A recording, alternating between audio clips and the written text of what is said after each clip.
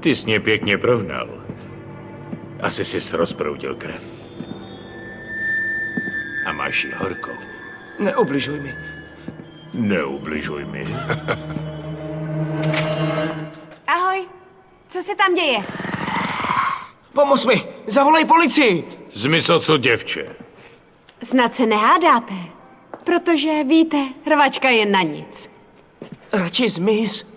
Ne, ona chce zůstat. Tak si dám i předkrm. Slyšel jsi někdy výraz ukousnout si víc, než sníš? Dobře, a co třeba výraz přemožitelka upírů? O čem to tu mluvíš? Páni, nikdy jsi to neslyšel? Tak jo. Co třeba... Ach bože, moje noha, moje noha.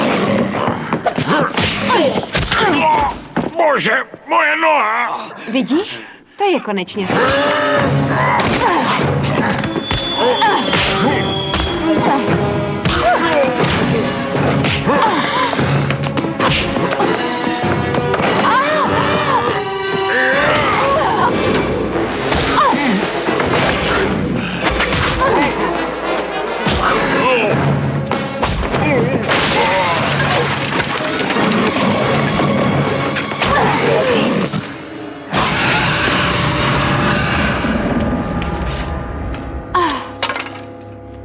No, to už je doba, co mě nějaký upír neznal.